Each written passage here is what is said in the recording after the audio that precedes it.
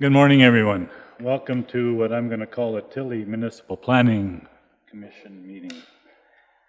We've got one from Subdivision in there from a rather well-known person around this table, and then we've got some really exciting news as far as the Tilly School is on there. So it's pretty big, pretty important for our county. Anyway, we'll call the meeting to order. We'll have to have Molly excused, who's up there in Jasper somewhere, I think. So that's pretty important. Lionel moves. All in favor?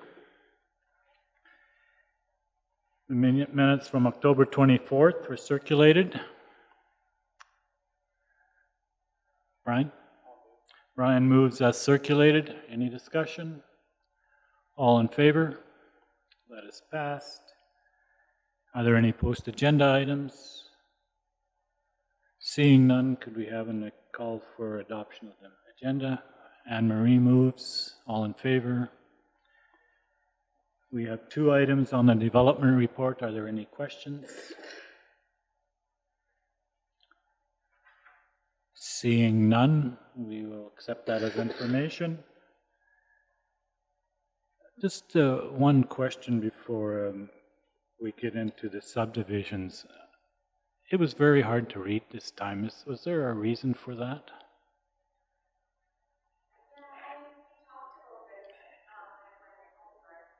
We talked about this a little bit when it went up, and I think there's something that we need to fix between when we get information from ORSC and try to put it on the agenda. So we'll fix this process for next time. Hopefully it's a scanning issue, I think, but we'll fix it. Thank you. Yes. Yeah, I didn't even have it on my AllNet until I opened it up today. I didn't even realize we were having an MPC this morning. Yeah, it wasn't on there. Yeah, I know I didn't have that, but if you went to Pam's note, you could get it off of there.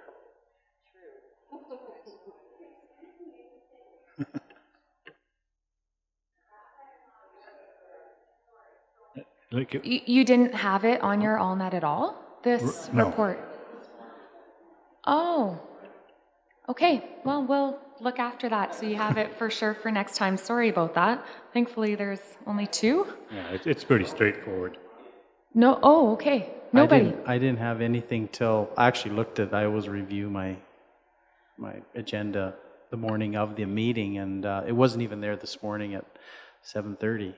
And so I was like, Trace, I thought, oh, we don't have MPC today. And then when I got here, then it was here. So now it's on AllNet. But so. Sorry about that. We'll make sure that that's fixed for next time. If it does happen, just go to Pam's note. She's always got a link there. And No, sorry. I didn't yell at you, Pam. Okay. Subdivisions. Aaron, are you doing this? No. Good. Okay, thank you. The first subdivision we have today is file 2019-0-142. The purpose of the application is to reconfigure two existing titles by subdividing a 4-acre portion of Lot 1, Block 2, Plan 1312662 within the northeast quarter section of 217.3 west of the 4th Meridian, containing a farmstead development, and consolidating the remaining 7.3 acre portion of the land to the adjacent parcel, Lot 2, Block 2, Plan 1312663, to create a new agricultural parcel approximately 70 acres in size. The parcels are located in Division 2, southwest of the hamlet of Tilly, and the land subject to the subdivision includes an existing residence and improvements.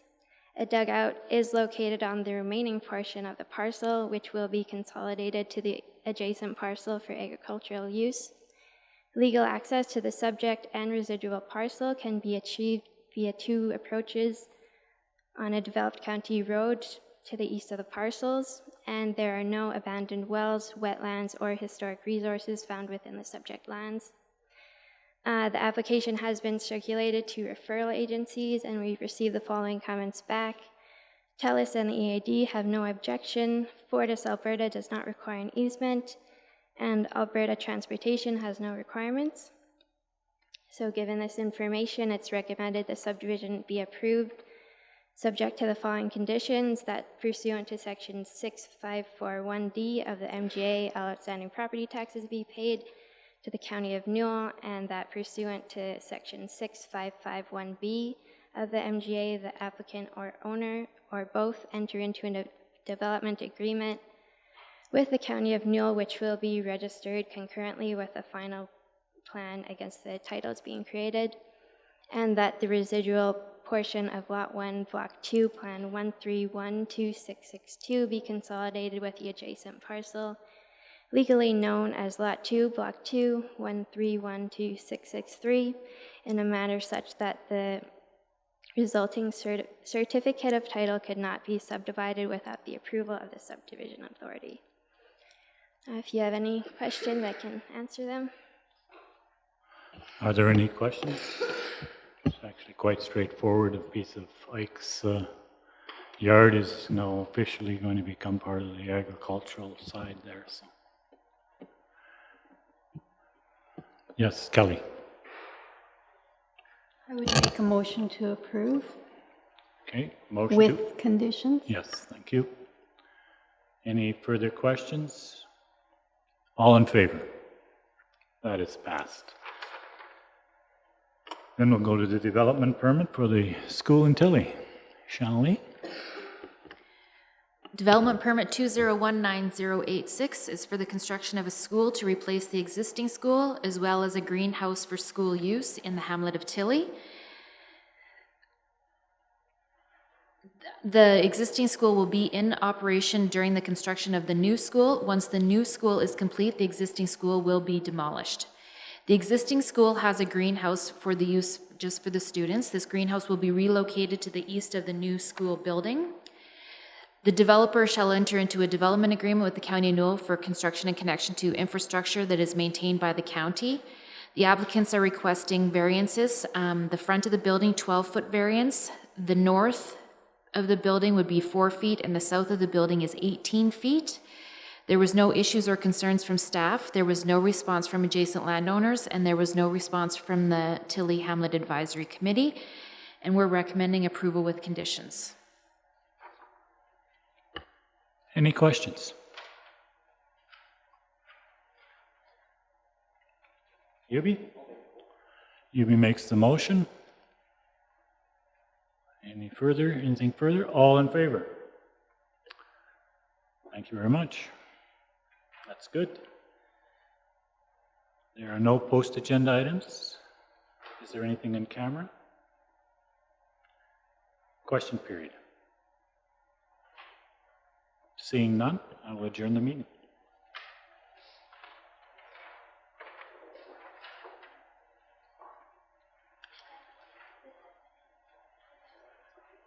No, that's fine. Usually there's something a dead spot. It just happened. Okay. Stand and wait for me to Okay, back. just thought I'd check. No, that's fine. You usually do it right away unless you're busy or something. It doesn't matter.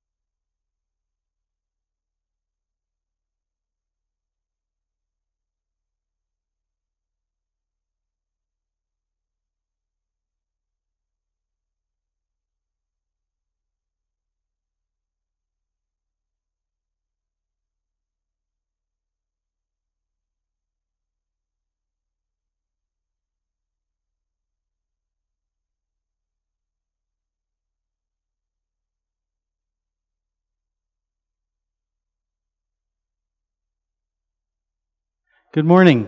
I'd like to call this meeting to order. Excuse from the meeting. Anne-Marie, I'd like to excusing Molly, I take it. All in favor? Opposed? Motion's carried. Adoption of the minutes of the organizational meeting for October 24th. Kelly. Kelly makes that motion. All in favor? Opposed? Motion's carried. Motion for council minutes for October 24th. Tracy makes that motion. All in favor? Opposed? Motion carried. Call for any post agenda. If not, adoption of the agenda. Hubie makes that motion to adopt the agenda. All in favor? Opposed? Motion's carried. Question period. We have nobody here. And moving on to bylaws 7.1. That's Maria.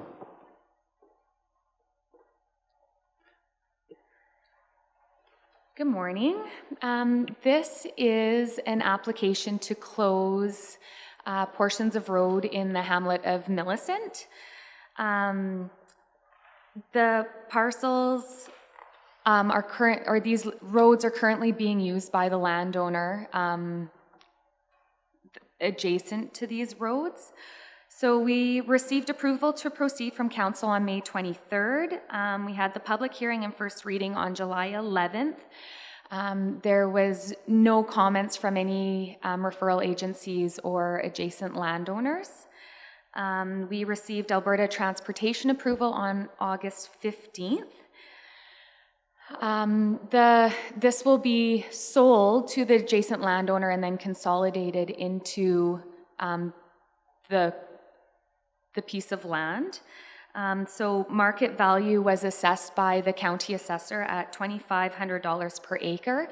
It's just under 0.4 acres, so the value would be around $1,000. So we recommend that Bylaw 1953-19 for the purpose of closing to public travel and selling be given second and third reading. Thank you, Maria. Any questions? Kelly. My question is, was this acceptable to the landowner, the $1,000 price? Yeah, she was made aware of the assessor's price at the time of approval to proceed, and she agreed with that. Further questions? If not, motion for second reading. Lionel makes that motion. All in favor? Motion is carried. Now we need third reading. Clarence? All in favor? Opposed? Motion's carried. 7.2, Intermunicipal Development Plan with Rosemary. First reading. And that. Good morning, everyone. Thanks, Jeff. I believe it was last meeting. I was away. Maria put the IDP for Rosemary on agenda for review, and we received some comments. I believe some of the comments included the facilitation of the development along the entranceways into Rosemary along the 550 and Railway Ave. We made some edits in the policy wording that the responsibility would be shared, and that the county and the village of Rosemary shall work together in that venture to ensure not only that the county land is developed to that standard, but also the land within Rosemary in the IDP boundary as defined in the document. We'll look at doing the same and making it appeasing and working together with the county to ensure development is attractive for people traveling in and out of the village of Rosemary. Some other minor text edits were completed that were identified, and that was basically it in the document. The Village of Rosemary gave first reading to the bylaw at their last council meeting in conjunction with their municipal development plan that Dylan has prepared for them. So they will be proceeding to a public hearing for that bylaw, and we're here today to request as well first reading and scheduling of the public hearing for the bylaw for the IDP between the county and Rosemary. Thank you, Jeff. Any questions? Anne-Marie. Make the motion for first reading. And Anne-Marie makes the motion for first reading. All in favor? Motion, any opposed? The motion is carried. Thank you very much. Thanks, Jeff. And while we have Maria here, let's go to 8.1, the Planning and Development Report. Any questions for Maria?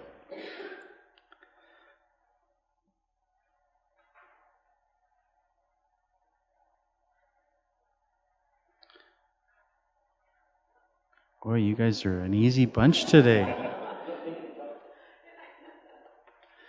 I thought it was really well done. I appreciate the it's condensed and it's accurate, and it really reflects a good it's a good snapshot of what's going on in our county, and your combination of graphs and the way it's written is actually, I find it really good. So Clarence. I'd like to move acceptance of the report. Clarence moves acceptance. Questions? All in favor? Opposed? Motion's carried. Thank you very much. And just so you're aware, Council, Cole has sent us that he won't be attending today. And if we do have, if it is necessary during our resolutions review, Maria did say she could come back if we need comments for anything in the Planning and Development Department. So, moving on to, well, Stuart will be in at 1 for sure. I did run into him the other day, and because we don't have a huge agenda today, if he may be done early, he may be able to make it in before lunch, and I told him we'd accommodate his schedule if that worked for him. So I hope that's okay that I offered that for Stuart, and that way if he can get on with his day, that's always a good thing. So anyways, we'll go to 7.5. Is Matt around, or do you want to move on? I've sent him a note. He should be coming on down. Okay.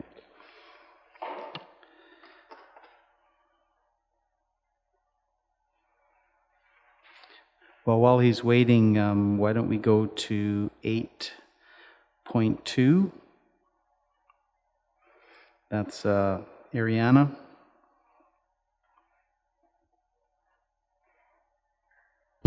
All right. So the brand strategic plan was included just for information. So that was adopted in 2017 when the logo with the banner was registered as a trademark. So we're just doing an update to the graphic standards policies so that all the logos match and everything makes sense. If anyone has any questions, I can try to answer. Questions for Ariana?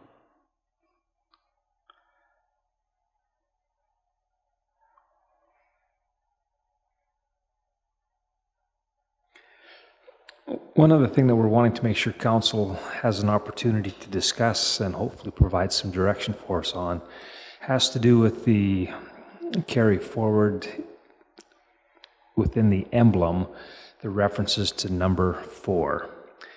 Of course, number 4 was formally dropped from the county's corporate name a number of years ago, but yet the emblem that we're using still references that.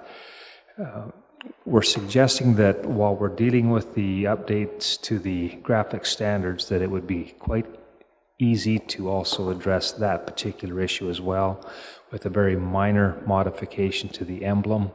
Just drop number 4 and replace it with of, and it would simply be County of Newell within the emblem itself.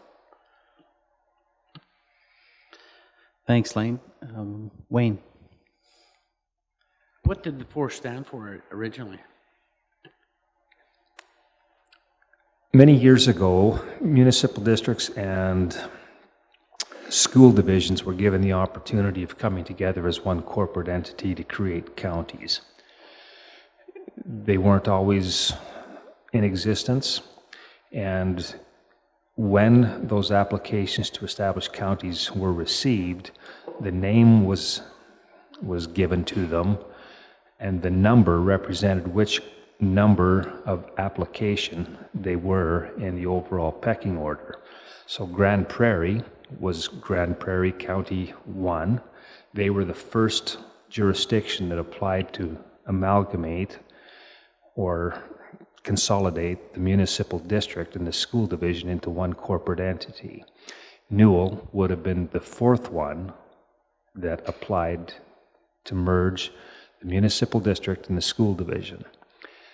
That's the only reason the numbers were actually included in the corporate names.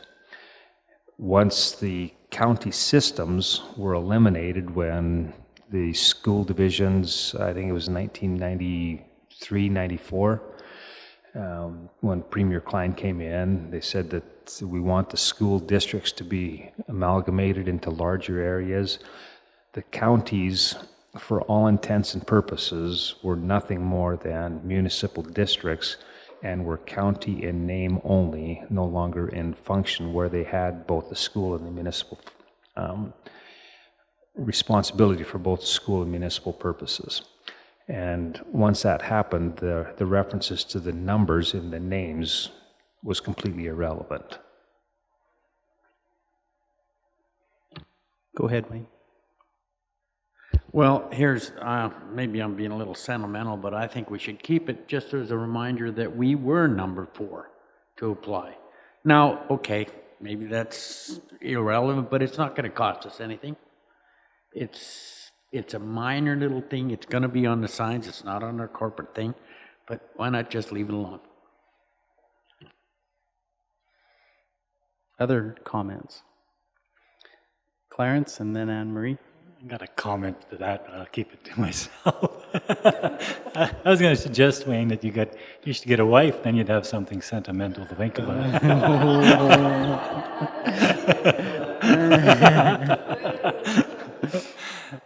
Sorry, that was out of line. Now I forgot my question. Oh, yeah. Lane, when was that the counties and the school districts amalgamated? Do you know?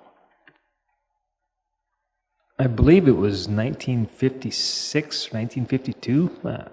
I don't know the exact date, but it dates back, Ariana knows, 1953.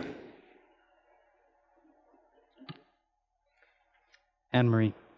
Ariana, you know more about graphic design than I do, but looking at the logo the way it is now with the number 4 gone, it looks to me that the distance, the space between county and off is different than between off and Newell.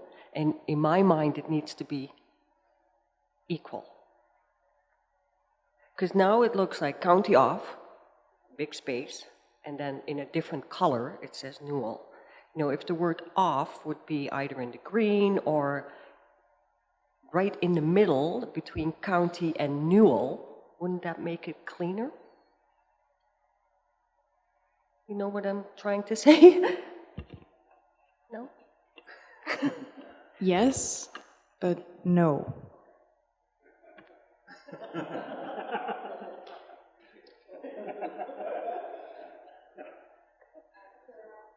Tracy.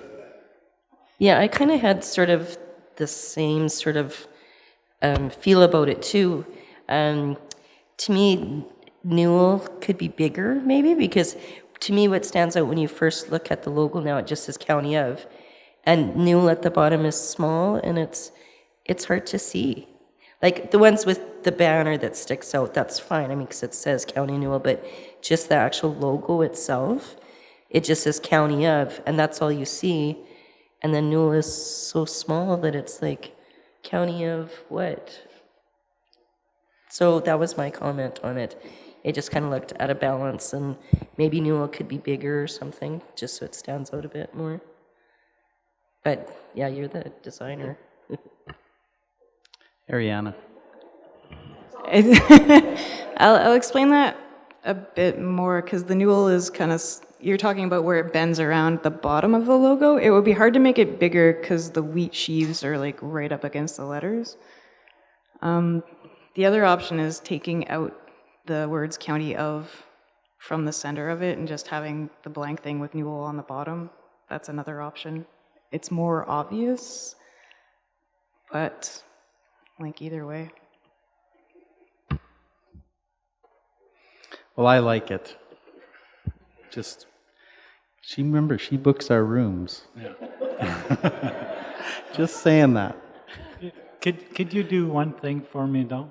Like, I'm looking at it, and it never occurred to me until you start talking to it. So we've got of centered on county. What happens if we give it a click and center it with the diagram? What does that look like? Because county number 4 looks fine. Why is it that the of looks a little bit out of place? And Probably because I threw it in there in a hurry. I can try it and come back. yeah, just see what it does. Because I think that's where the problem is. I mean, why didn't we talk about this when number 4 was there? Well, number 4 is just a little bigger. It looks, yeah, it's more balanced. And I think what's happened now is of is fairly close to the left-hand side of the Newell region. And what happens if you just stick it over a little bit? I don't know. It may look just as bad, but just a thought. The other comment I wanted to, as far as what Wayne had articulated, we actually removed number 4 in 2011. And so, officially we actually are County of Newell anyways. I get the sentimental part, but I'm not that sentimental, so yeah, I'm fine with the way it is. But if you want to tweak it, and I don't know if we have to bring it back or in order to do it officially, if you want to give us a couple of different options based on the suggestions, would that be okay, Ariana? Okay, Kelly. Did you have the discussion back in 2011 about changing it to Newell County? I think we talked about a lot of things. That was one of them. Dropping the 4 was one that was probably more contentious than anything. I remember Lionel he wanted to keep the number 4. I could be wrong, but as I recall, you found that very sentimental. You and Wayne you probably lived in the same lifetime. So.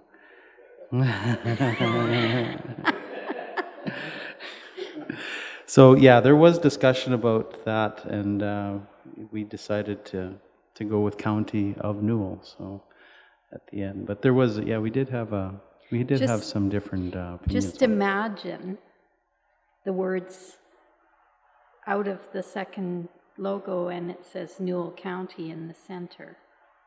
It would be balanced.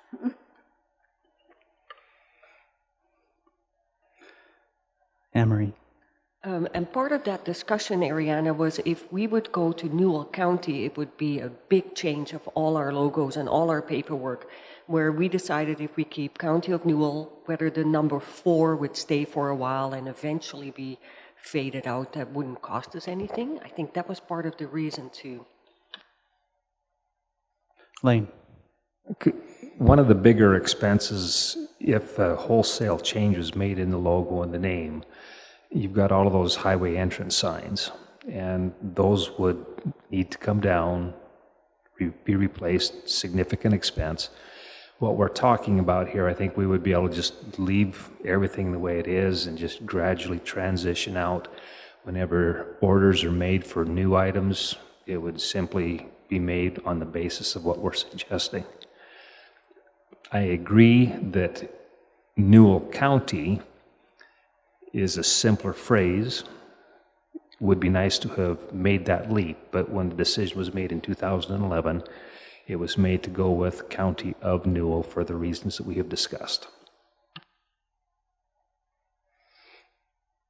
Further questions? So do you want to bring this back with a couple of more options, Ariana, based on the feedback, or?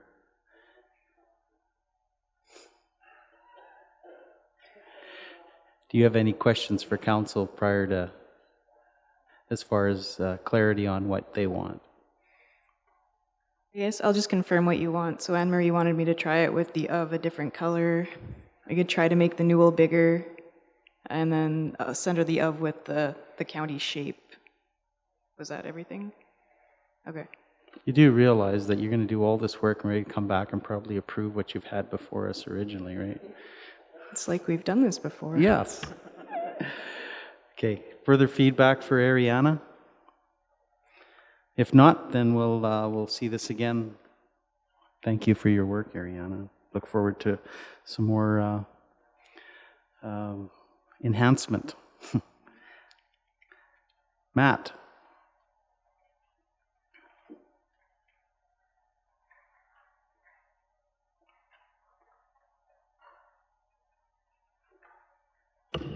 Morning. Morning, Matt. So we've got our small business class and those two bylaws back in front of you for second and third reading. We did put out to the public, if anybody wanted to chime in and give their 2 cents, they had an opportunity to. I have not received anything. Ariana shaking her head no. The biggest change is just including a definition for what's a full-time employee. So I reached out to Municipal Affairs. I said, hey, what's the definition? There is no definition in the MGA or anywhere, so I went to Statistics Canada and borrowed theirs. So 30 hours full-time, 30 hours or more a week is what we're looking at there. I don't know that we want to get too creative. I think it's always nice if you can pass off definitions to other definition makers rather than us having to defend why we said, well, it's 25 or 35. So that's the biggest change to this, is we've included a definition there for what constitutes a full-time employee. So we're looking for second and third reading on these bylaws, and then we'll kick the information requests out the door and give people 67 days from the date that we kick it out the door to get their information back to us. Thanks, Matt. Questions? If not, we need a motion for second and third reading. Tracy? I just have a question for in the small business. What was the number of employees again that I was trying to find it in here, 50? Yeah, it's bylaw 1962-19. 50 is what we went with, which is how it's stated in the MGA, is the max. Are we going to have any businesses that there's only going to be a few that are going to be over that? Like, do you think that, I guess I'm kind of questioning the number a little bit, because if I stop and think about the number of businesses that would even have 50 employees in our area, in our county, there's not very many, except, like JBS, of course, is way over that. But are we, I guess I'm questioning if we're going to do this, are we making enough of a difference that it's going to change anything, if that was our intention, was to be able to change things. And it took me a while to process this, and I should have brought it up last time but thinking through it, I'm just wondering about the number of employees, if we're not too high on the number, or could that be changed to a lower number to make it different? Am I explaining myself? Yeah, so council does have the option of setting a lower limit if they choose. I'm not sure what the what it looks like out there for how many employees across Canada, and this is across Canada. So if they're operating here and in other places next door in Wheatland County, it's their total full-time employee count. That one, I guess, is really up to council to decide whether, you know, if there's a business with, let's say we set the limit at 20, there's small business out there with 25 employees, they would not get the reduced rate if council chooses to have a lower rate for small business. Clarence. So that brings me, let's pick McDonald's. Is that a small business? Are we doing it by franchise? Yeah, so that's a good question. I'd probably go by franchise, right? The business owner. So in the case of like Torkson or CNRL or Fortis, those are all county businesses, operate within our county. How would that be tallied when it comes to their national presence, international presence? Does that take into account, or is just the residents that work for that company within our jurisdiction? It would be Canada-wide, so we're not looking at international. So I guess, I don't know if you're a small business, maybe you've got a process control company here, you operate in the county and you operate in Texas. We're not looking at your Texas employees. The MGA just says across Canada. Okay, thank you. Lionel. So the only taxes we collect are on property. Has nothing to do with the business. So now we have properties with no businesses in them. They're not going to qualify for a reduction. They probably need it more than anybody else. I still have a problem with this whole concept. And also, what kind of a difference are we going to set up? Like how big of an effect is it going to have on any company?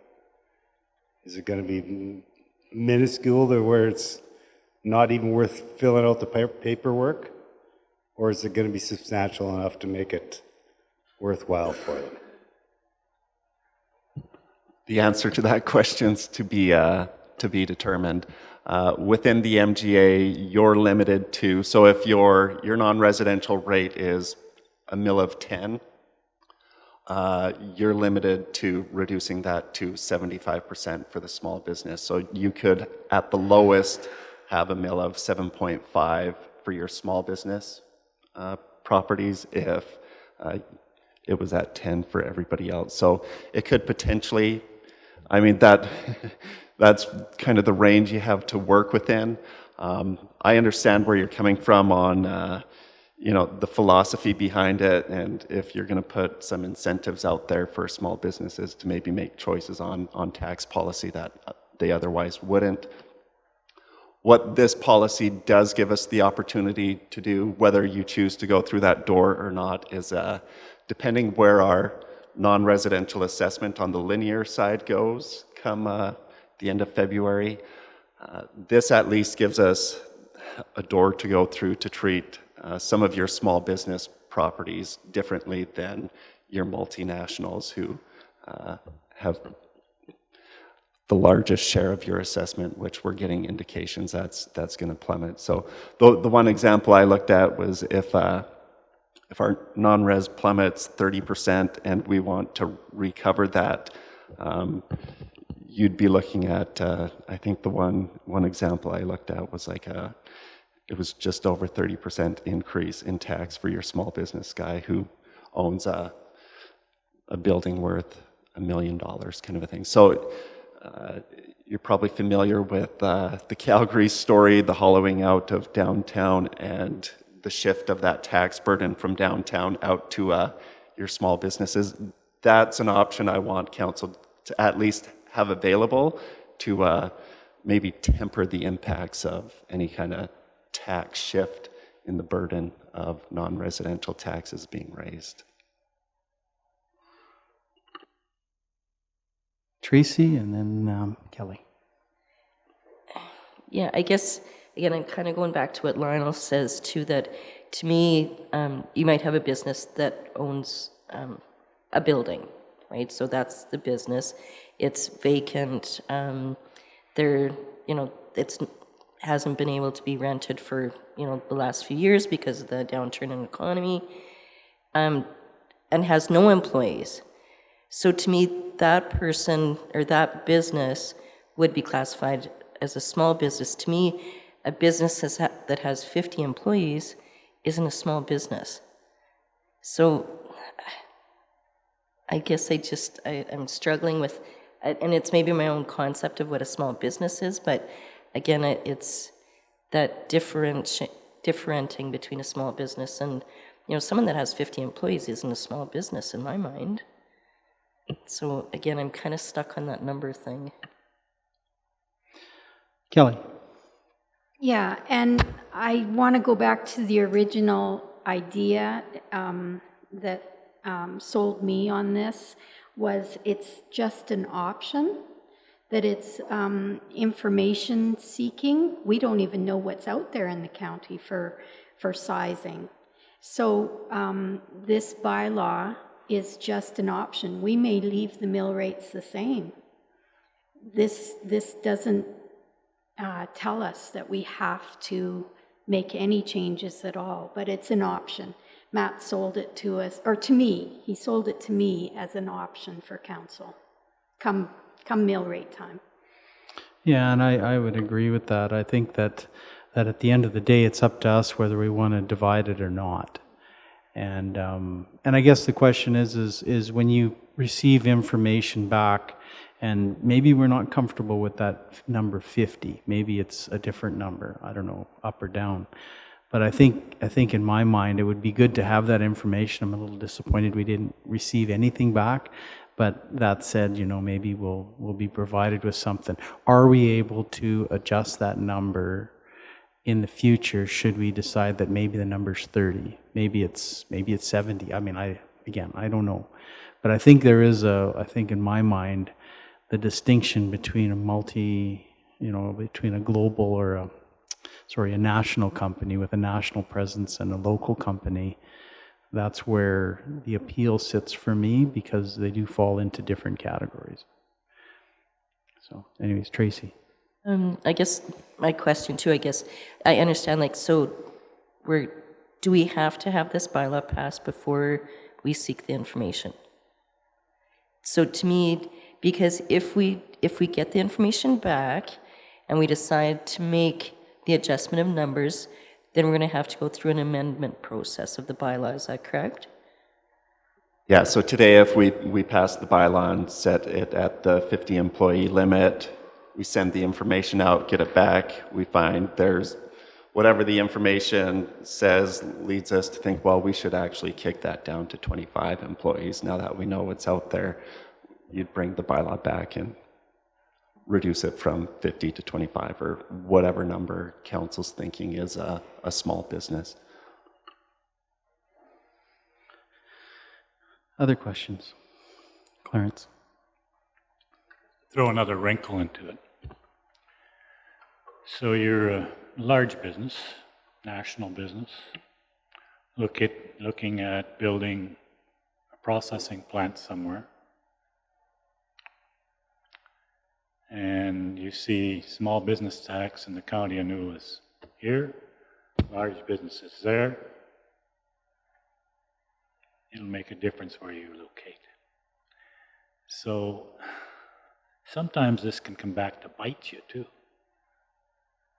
And I think we have to be very careful with that. Now, the minute you start saying, well, these large guys can pay more if that's what you're trying to do, you're not going to get them in a small location unless there's another advantage somewhere. So I think I can see what we're trying to do, but I'll tell you,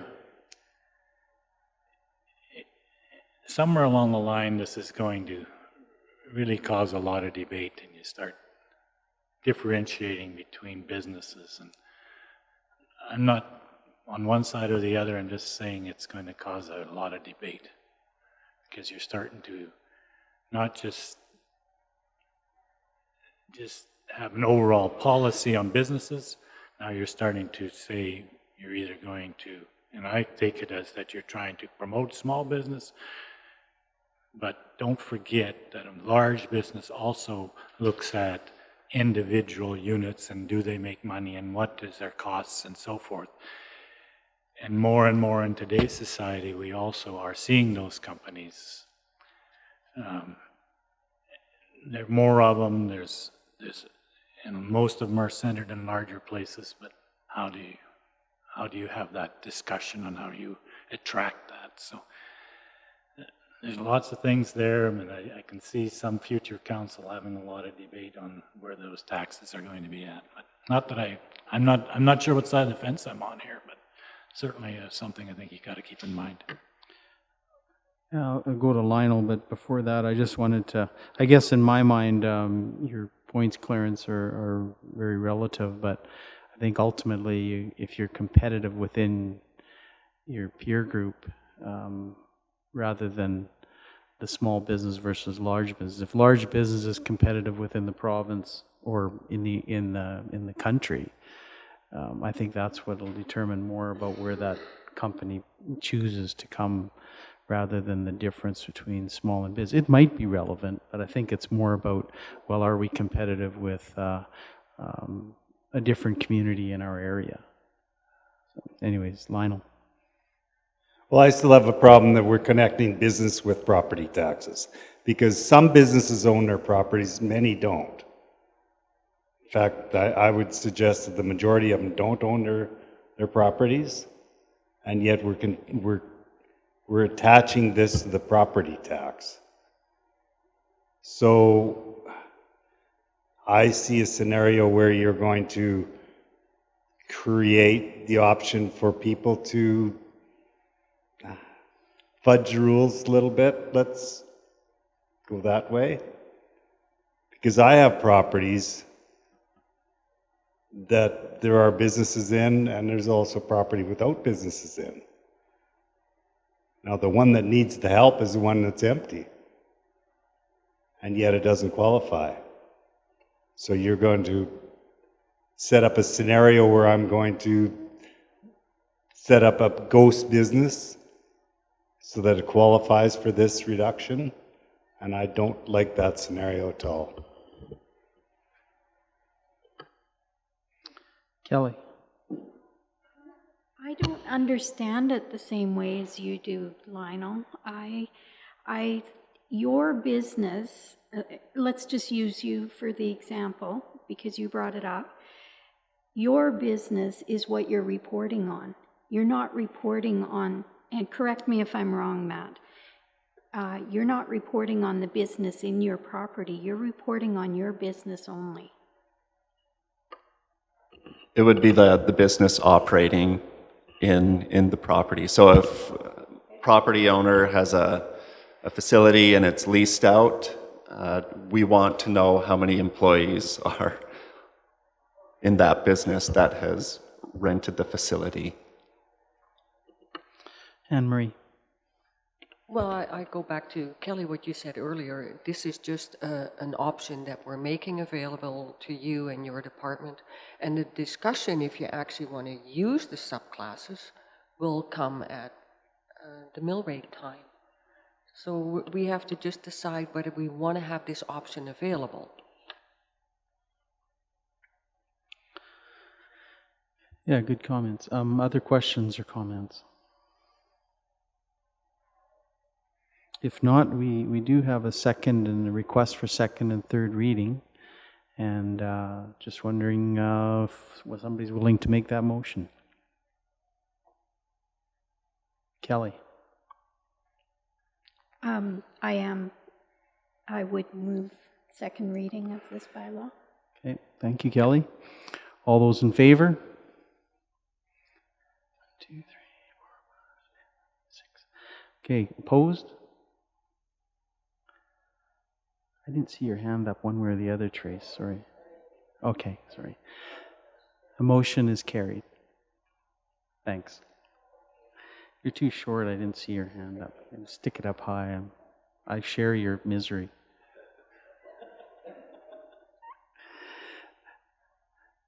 Thanks, Matt.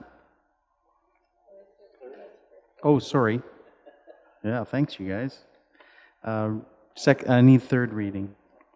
Clarence makes a motion. All in favor? Opposed? Motion is carried.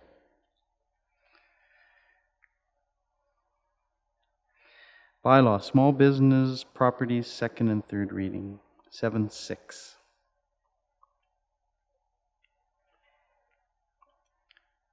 Is that, was that Matt's too? Well, they are, the two of them are connected. Okay. So it's just a matter of once you've made your decision to move ahead, Mm-hmm. we're requiring second and third one on this one as well. Okay, so we're looking for second reading on the small business properties. Anne Marie makes that motion. All in favor? Opposed? Motion is carried. Third reading. Wayne. All in favor? Opposed? Motion's carried. Thank you. And we are on to 8.3, amendments to the Newell Regional Solid Waste Management Authority Articles of Incorporation. And that is Lane. So the Newell Regional Solid Waste Management Authority has been humming along, but it's come to their attention that there is a need to update the Articles of Incorporation to reflect what has been carrying on as current practice. One of the things that are in the Articles of Incorporation is a requirement to hold an annual meeting. They haven't been doing that for some time and haven't felt an overwhelming need to do that, I guess, and there is an interest in amending the Articles of Incorporation to delete that reference. The other issue that is probably of greater significance is the fact that within the Articles of Incorporation is a veto clause as well, and there is interest that has been expressed by some of the member municipalities in deleting the veto clause as well. So what council is being asked to do is respond to those issues, state what the position of council would be, and then the board would deal with it as to whether or not they are in a position to proceed with making a formal amendment to the articles. I'm assuming that Councillor Just would have some additional information or input on this one as well. Yes, Lionel, do you have some comments, please? Well, the veto is has become a little bit of a bone of contention for myself and the management of the authority. I think we have worked positively with the communities, all the communities, municipalities involved, and there is, you know, we're quite trying to be cooperative, and I think that has worked quite well. This has not been a big problem in the past, but my concern is for the future. You know, we're going to have different members on the board, and who knows what the thinking will be there at that time. And it would be, in my opinion, one less roadblock in the way for management to have to worry about if we eliminated the veto now. I don't really see a need for it. We run all our other responsibilities in the municipalities on a majority vote, and it works quite well. That's a democratic system, and so for myself, I'm a firm believer that we should reduce the possibility of problems in the future, and do away with the veto. Questions for Lionel? Wayne. I agree with you completely, Lionel, but how do we do that when they have a veto already? So is some way we can do it? By making a motion ourselves that we would be willing to do away with the veto. That would be one step towards getting rid of it. The other municipalities have to do a similar process, I think. I'm not sure about all the legalities, but So in the event that that's not fully supported, does that have to be 100% unanimous in order for those articles to be changed?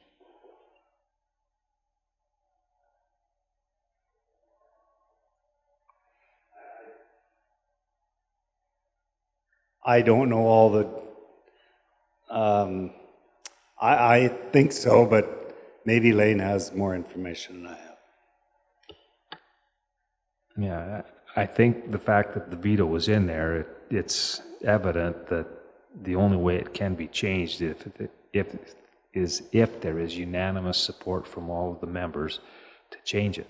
Otherwise, what point is there in having a veto in the first place? Mm-hmm. Anne-Marie. Well, just a comment. I agree with Wayne and Lionel. In a democracy, you can't operate a system with a veto.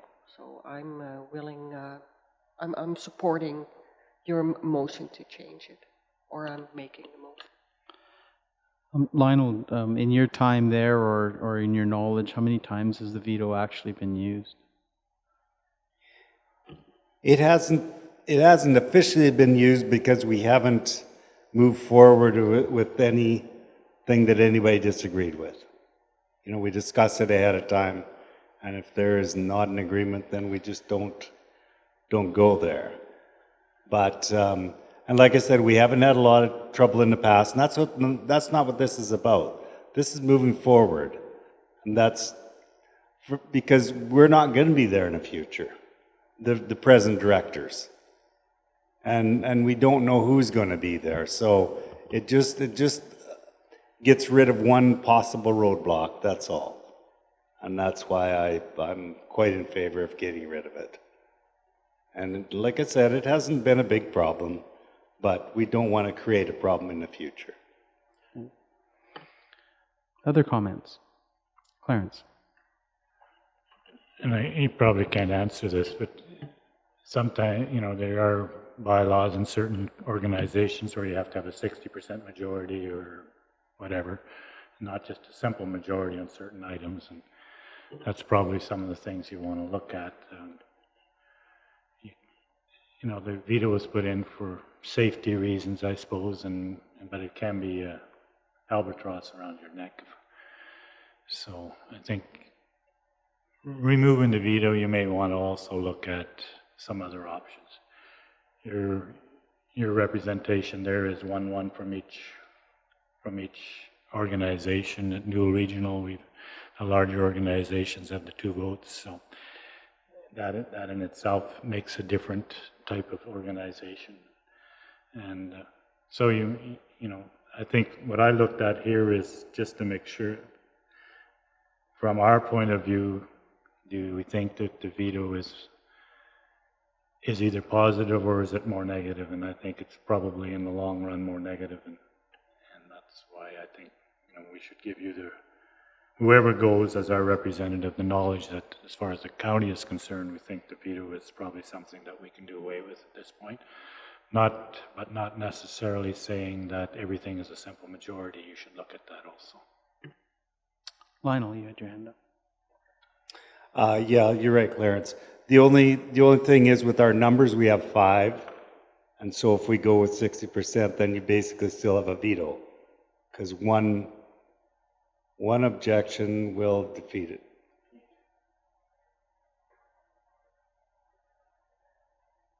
Then that's a simple majority. Yeah. I guess the only concern I would have, and it goes along with what Clarence is talking about with our, you know, NRSC, is how do you treat the bigger municipalities, the bigger players, which in this case, they could be the minority. If the county and the city would vote against a motion made by the small munis, I'll call them the smaller munis, they could carry the day, and it could be detrimental to both of those organizations. So I too support getting rid of the veto. I'm just not sure how you put articles in that put some safeguards in for the the two bigger players in the room, I guess. It's a question. It's one of those things that I think that's the level of comfort that perhaps the city and the county both need. Maybe you have some thoughts on that or need some more information. I don't know. I think, sorry, go ahead, Kelly. I just wanted to comment on your comment. I think the safety for the county and the city is the dollars that we put in compared to the others. We have a similar setup on Shortgrass, and if our major players pull out, we have a problem.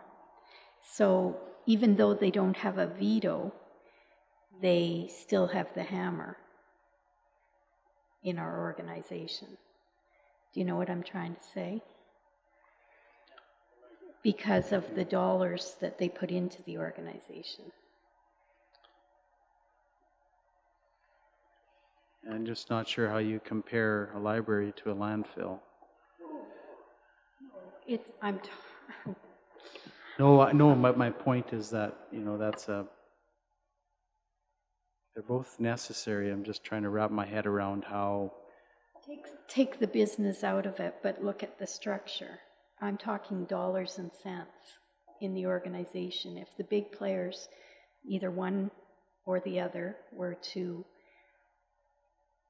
disagree or to pull out ultimately, the organization would suffer to the point where it would have to no longer operate.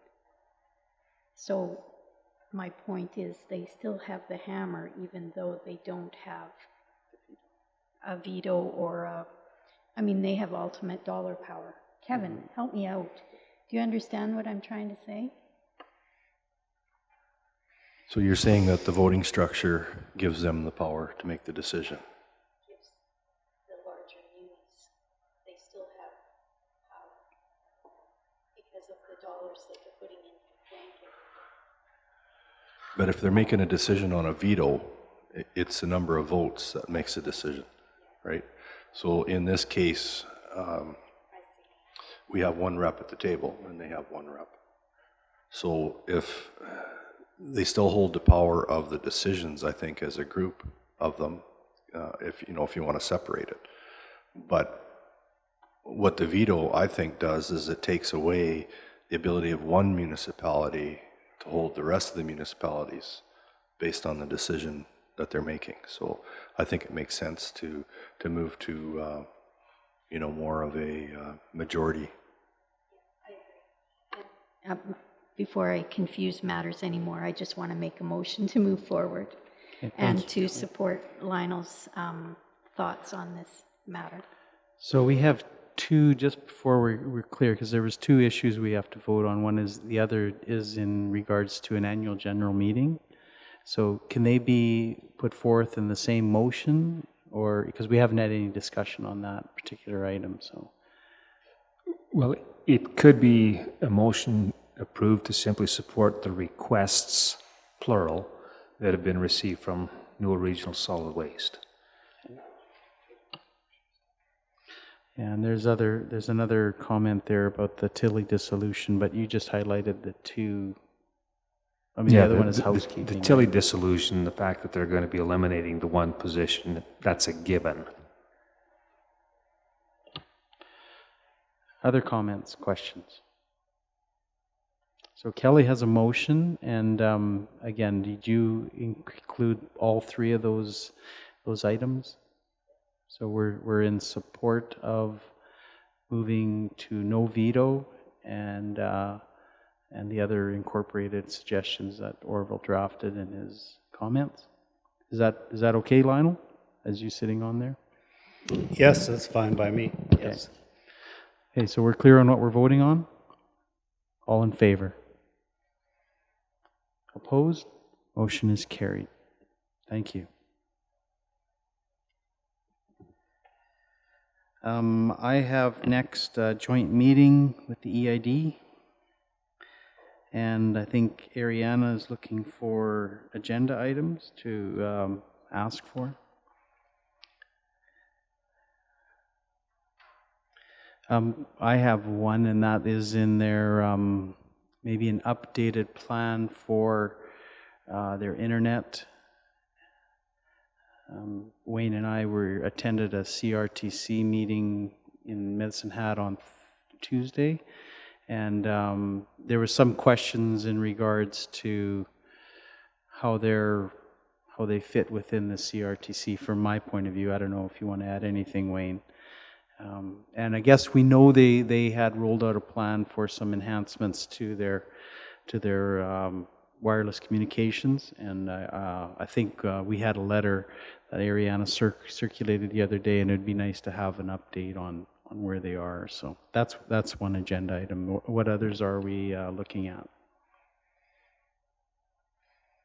They don't need a meeting. I think we always like to have an update on the drainage projects. It's always been positive, but I think just a chance to make sure that that's still the case from both sides. That's Does our administration have any questions? I know we have a drainage plus the CPO's agreement with them. Is that worked well, I guess? Is there any things that we have to address in that area? Well, administration-wise, we've discussed those things, and it works well. So I don't think there's anything from our perspective. I don't know from either council or their board whether there is. I mean, certainly they can add it if it's something that they have, or you can if you want to talk politically about how it's working. I think that's good. A couple that I think that possibly we could put on is the Bow River Working Group that's doing the off-site drainage assessment on the Bow and increasing storage capacity, because Ivan's been at all of those meetings. I was unable to attend the last one. I'll be unable to attend the 21st because that's a council meeting day. So that may be something that you'd be interested in hearing, that he could provide an update from the irrigation perspective, because they handle that water. The other one that I had that may be of interest is the drainage easements and removing them and the impacts that it may have on neighboring landowners or systems that tie into those systems, and particularly the Bisano file and where that's at. Might be one that you may be interested in. But all in all, we had our meeting with them here a few weeks back, and we had talked about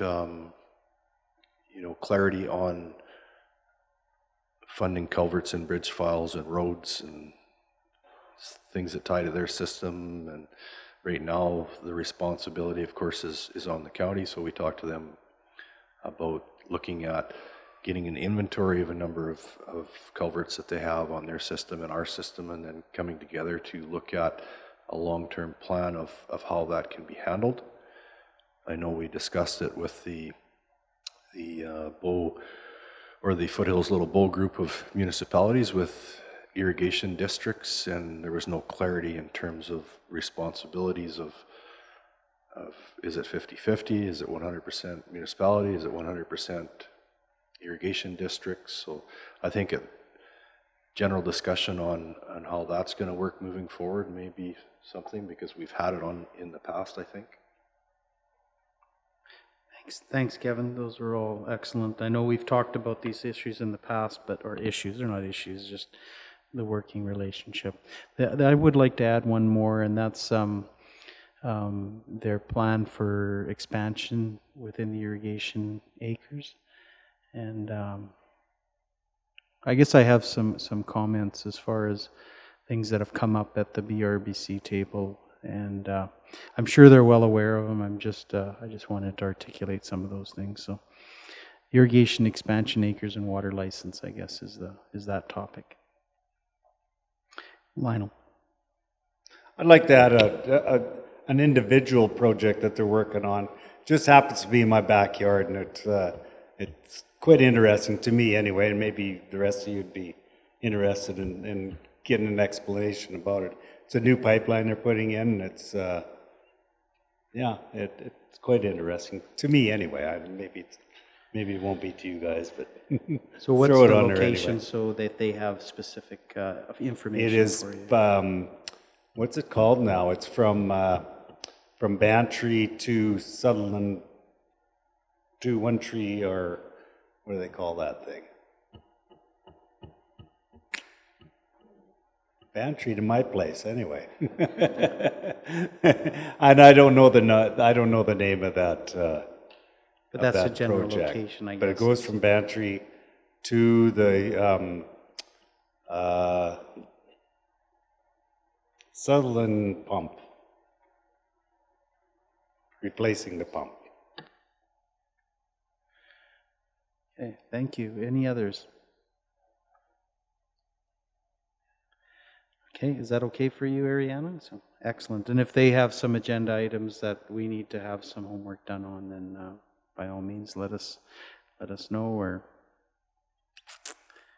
okay, page 3. Just a question. Their meeting is at 5:30, right, Ariana? So we'll probably be done, council, before that. Is there anything that we need to do committee work on if there's a void to fill between council meeting and that meeting?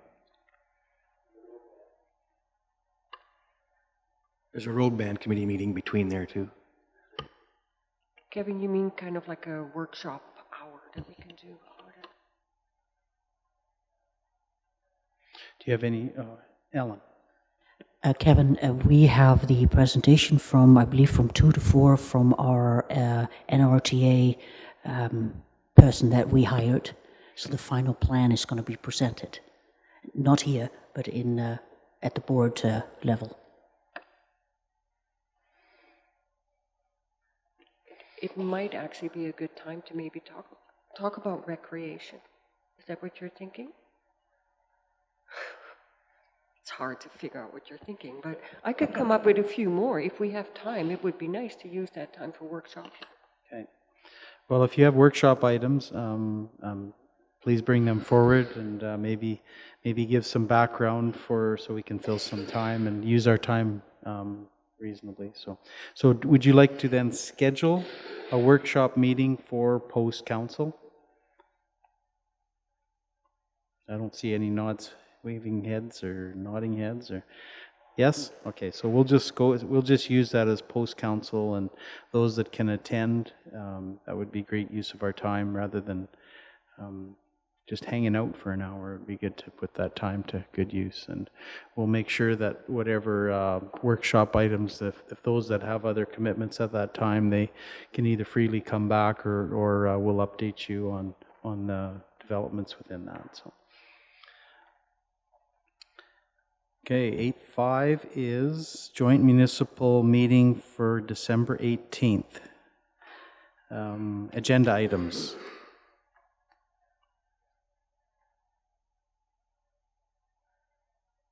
Wayne. Maybe we can discuss our ICFs and about possibly getting after them, getting them done. I don't know how many we're working on right now. Okay. And any others? Would it be appropriate to put post-amalgamation / regional discussion, just sort of because it's really the first time we've gotten together since we've pulled back from that process, and maybe there's some input as far as what we learned, what we didn't learn. I don't think there's any harm in doing that. I'm pretty sure the discussion will go in that direction eventually anyway, so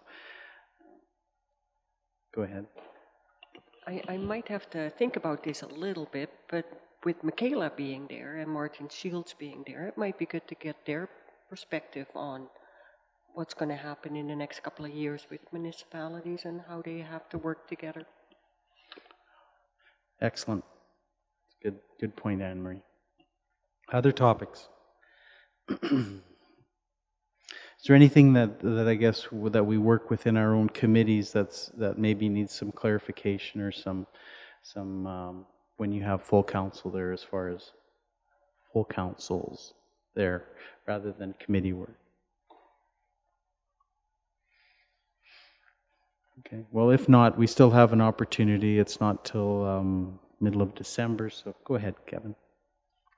So one item that you may want to talk about is, I understand that there's been a report on some work on senior housing in terms of whether beds or units should be reclassified from, I'm going to call it level 2 or the base level, into more care orientated.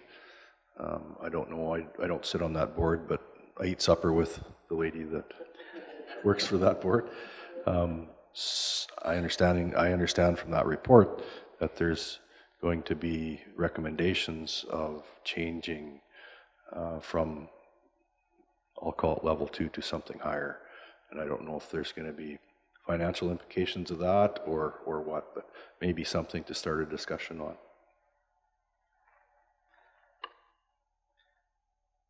Do we need to have some background information to present or have in order to facilitate a discussion? Well, I think it'd be great for the board members to bring back the report at some point to council itself to look at it for sure. But as a group, you only have a couple opportunities to do that per year, right? So. Yeah. Okay. Other topics? Well, as we said, if you do have other stuff, we still have I think 2 meetings before then, and you still have the opportunity to put something forth to either council or even Ariana. So go ahead, Tracy. What about, do we want to have a discussion maybe around economic development with the whole gang? Go ahead. So far as terms of reference? Okay. Okay. Good. I'll let you lead that discussion, Tracy. That'll be awesome. Well, no, but I mean, that is fair. It is a fair comment, because I think that when you put agenda items on, you have to be prepared to speak to them. And I mean, that doesn't mean you have to be the only one, but I mean, that's part of the thing. We just don't have agenda items and look around the room and say, well, who's going to speak to this, right? So but I like your idea. Anything else? Okay, well, if there is updates, we'll make sure we have it for the December 18th, and like I said, 2 more council meetings before then, so we should be able to come up with a full list. We'll be there all night. QB. Will we be able to step out of the Basana Hall and watch the train go by? Is that the same day? The holiday train, same day. Oh. Yeah, unfortunately, there's always conflicts, isn't there? So. Yeah, I don't have an answer for you. I mean, sure, if somebody wants to leave, I'm a bit surprised. I didn't realize there was a conflict, because with Michaela and Martin there, they're usually Martin for sure. He's always participates in the holiday train. So you just have to have your lovely wife sitting in his place, I guess. So. Okay, thanks, Hubie. Okay, and let's move on to resolutions. 8.6.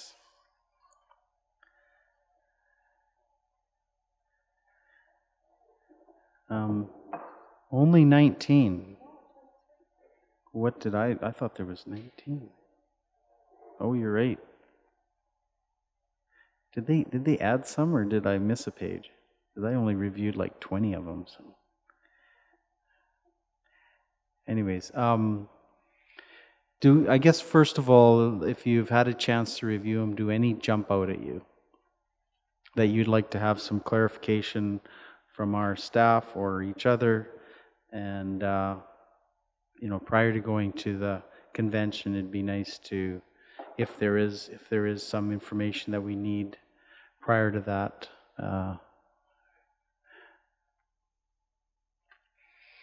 Well, I'll just go through them. name the category, and if you need more information from administration or each other, do that at that time. So number one is unpaid property taxes. I think we're fairly familiar with that. That's been there before and probably becoming more relevant as we go through this process of trying to recoup our linear. Government of Alberta cost police testing model. So Kevin and I were involved in a webinar this morning with Solgen, and yeah, there was some information that he did provide. I'll start, and if Kevin could just add to the.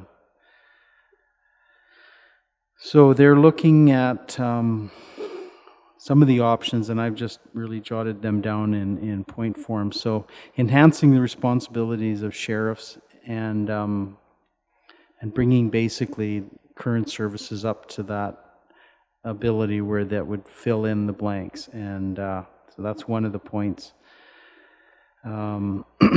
They have pulled back from their 70-30 as far as ability to pay, I guess. They've thrown out 50-50 as I don't know, it was mentioned that they're not solid on that, but they did receive the message loud and clear that 70-30 was not acceptable, I think they've moved them, well, I'm sure they've moved themselves, based on what he said, they've moved themselves away from that position. I guess some of the questions that were there were how does it affect your municipalities? Are you going to pay for an enhanced service? And they've committed that over 4 years, they will bring that service up for rural municipalities. How, they have to have a different agreement. They want to have a business agreement with the RCMP in order to facilitate that, so they actually have more police officers in rural areas. So their commitment is this money, this extra money that is going to be invested will be put into policing for rural municipalities. And yeah, they're hoping over the phase-in over 4 years. And that was the other phase-in part that they talked about, is that they would, they got a loud and clear message that starting at 15% was not even acceptable. So they're looking at a model where they would actually start below 15%. And what else do I have here? Oh, that they're looking to have this plan in place by January 1st of 2020, which, yeah, we were so basically preparing us budget-wise for 2020 and how that will impact. I've got a few other things here, but I think it'd probably be better if Kevin gave you his comments and what he gleaned off of it. Well, we'll have to wait to get formal notification on this. I was surprised at the January 1st timeline because most municipalities are well into their budget process, and this does throw a loop on. So I hope if there's any ability is that they actually defer that so you can plan better than last minute, because that's less than 60 days away. I think they're talking about increasing property rights as well. There was a question with regards to rural property owners being able to and increase trespass fines, things like that. They talked about adding the 400 officers, and Brian had mentioned that they figure they can add about 100 per year. They talked about allowing communities to provide impact statements on real crime and crime that takes place as a part of the court process. They talked about distance adjustments from the detachments being important, and we talked about that here.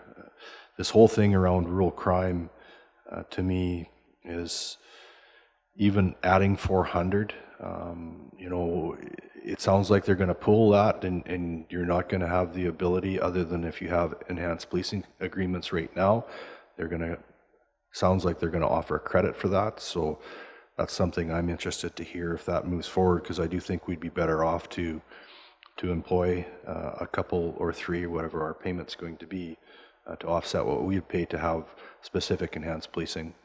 I don't believe it's going to make a big difference, because, as I mentioned to Brian this morning, is that if there's a rural break and enter, you might get one car there within 20 minutes, depending where it is. If there's a break and enter in the city, they'll have 4 or 5 or 6 cars within a minute. They're going to make a difference. In rural areas, one car is not going to go into a middle of a break-in and do anything, because the RCMP have a safety policy too, right? They're not going to put the members at risk. So the more bodies you can get out to try to identify and track licenses and crack down that way is going to help. But also the more pressure that, or the more officers that are increased and the better coverage around where the activities are taking place. And Red Deer, I think, is the capital in the area for that. Wetaskiwin and Edmonton areas as well, is just going to push that crime out further. So I hope that we can try to change their mind to get it off of assessment period, and that it be based on people, because you have an assessment and you chip in a bigger picture or bigger piece of the pie for the RCMP picture isn't fair in my view, and you know, we'll be seeing those dollars get attributed to other areas, probably where they need more officers, but I hope that we can keep pushing on that. But they did talk about the lower end of the scale and then ramping it up to 25% over a 4-year window or something, I think he mentioned. They talked about having a board set up that would make decisions on this, where RMA would have a representative. I couldn't tell if AUMA was on the call or not. First part of the meeting I didn't think so, and then as some of the questions come in later on, I thought maybe they were, but I do think we have to wait to hear back from them a little bit more.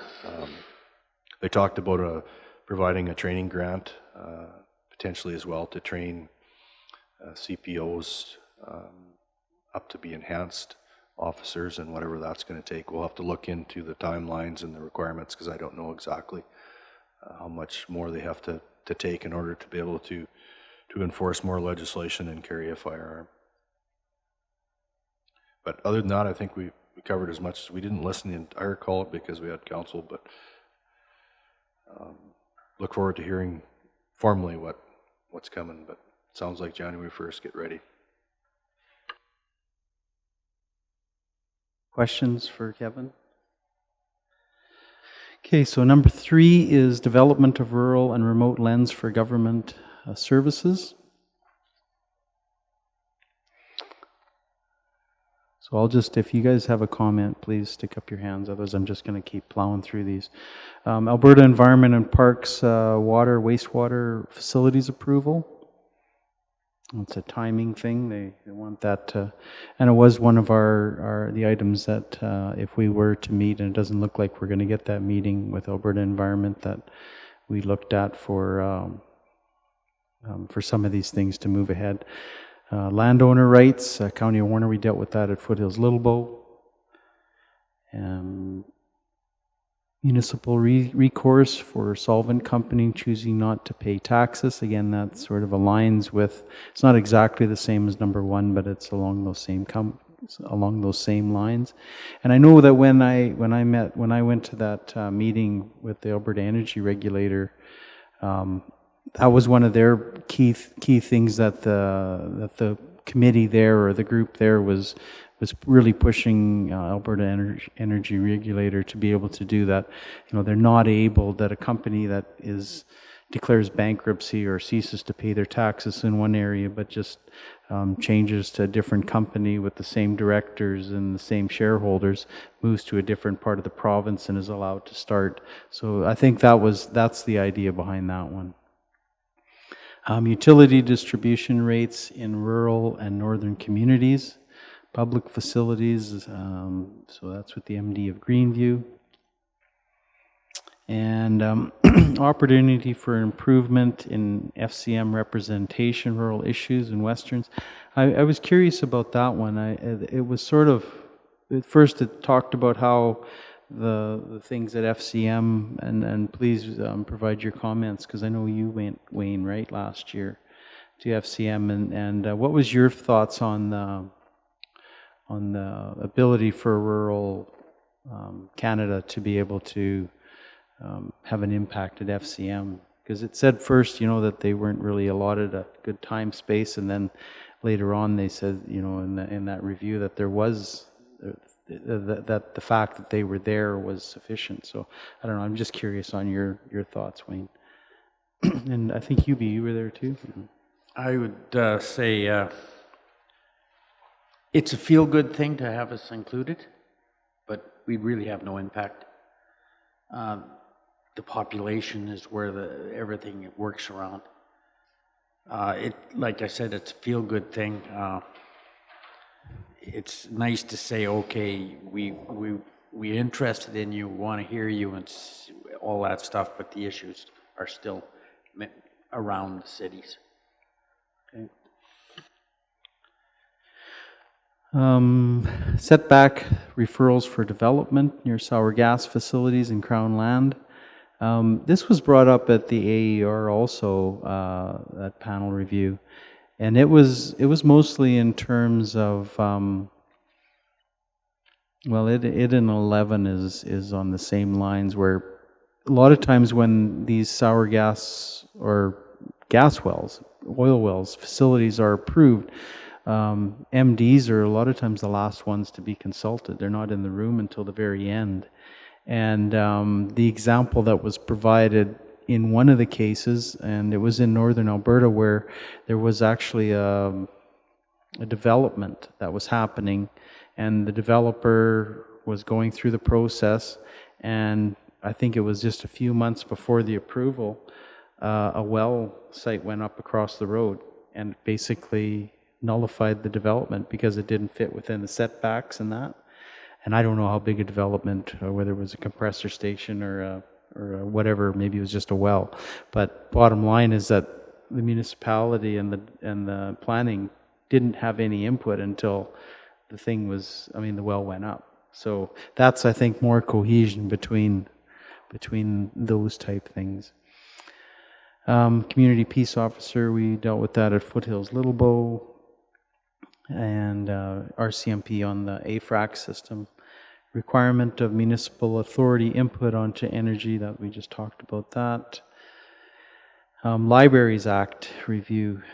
Kelly, do you have any comments on that? Because that's pretty foggy for me on that part of it. Okay, so that's one that we just wait and listen and try to glean as much knowledge. Clarence? Well, I asked the person I have supper with. Okay. Seems to be using that a bit. And she says, well, she wasn't even sure that Brooks was following this particular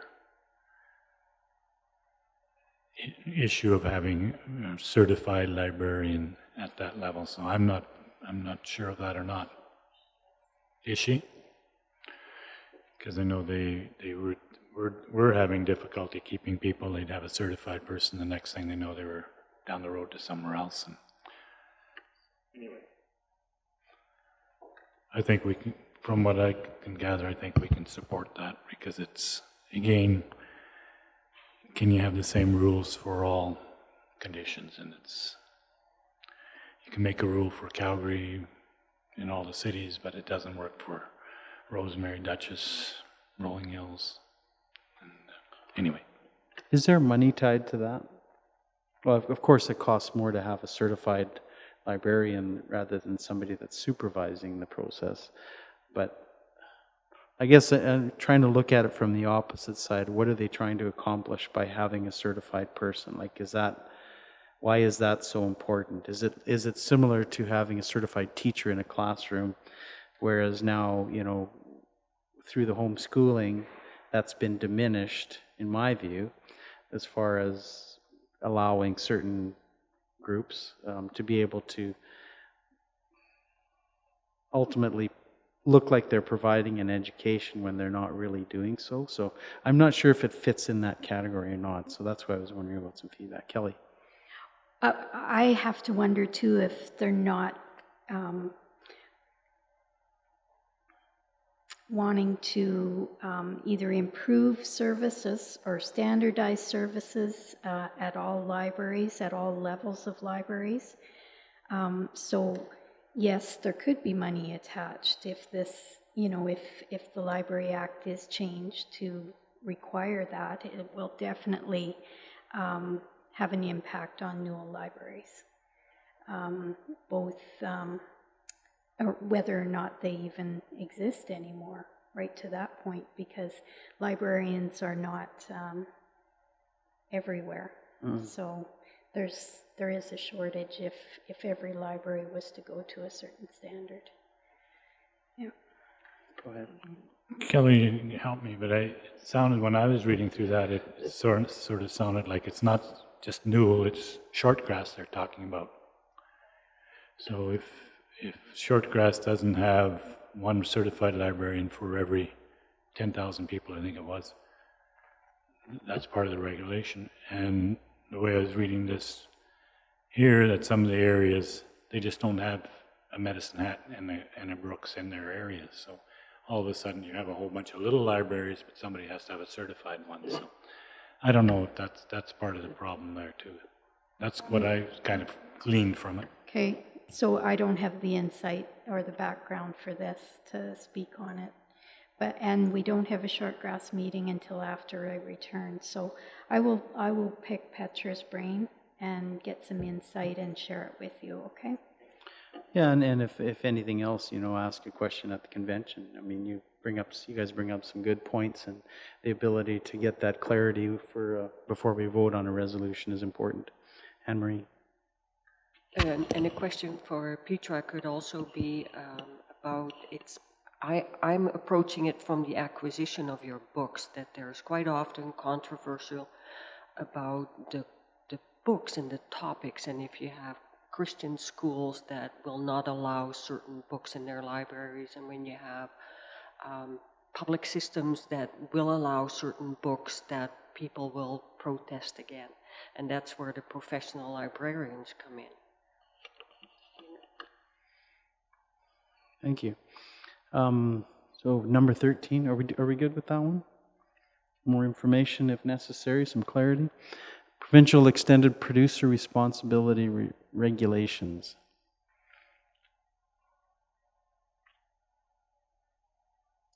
Okay, provincial funding for regional air ambulances. We dealt with them at Foothills Little Bow also. Hopefully they do if they want support, that they do as good a presentation there as they did at our Foothills Little Bow, because it was quite well done.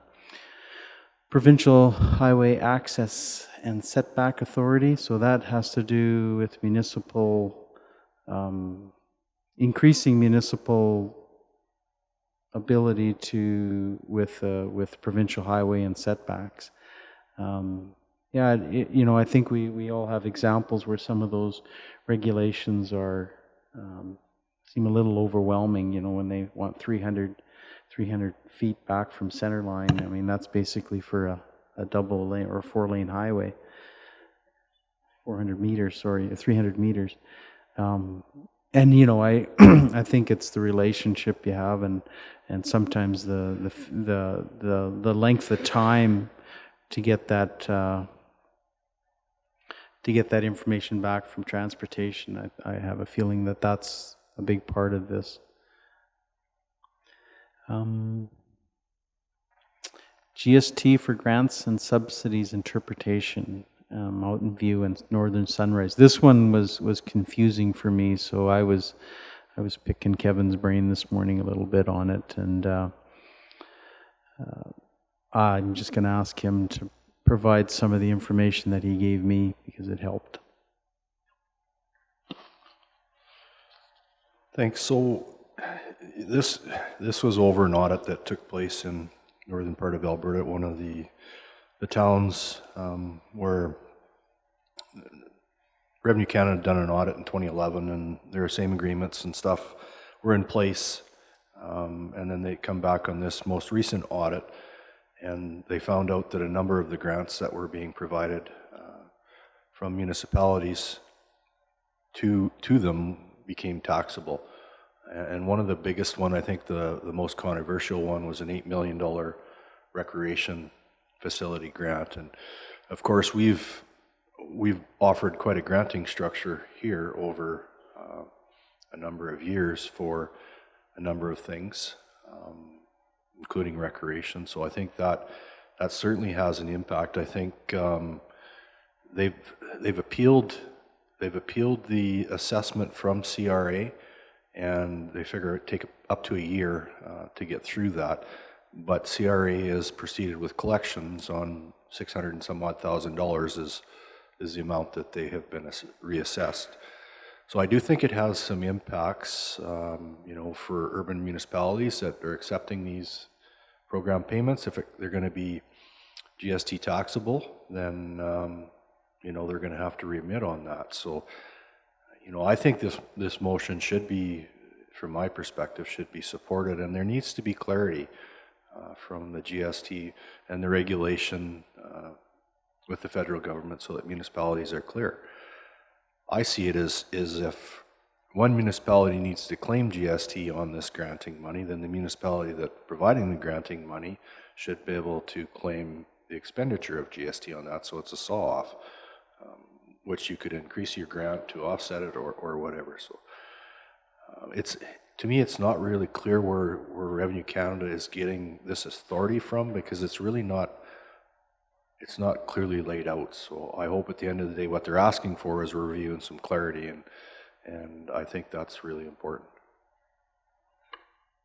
Any questions? Anne-Marie? There are two therefores, be it resolved. And the first one, I could see where we have to support that one. The second one, it's specifically for the town of Peace River. Should that be here?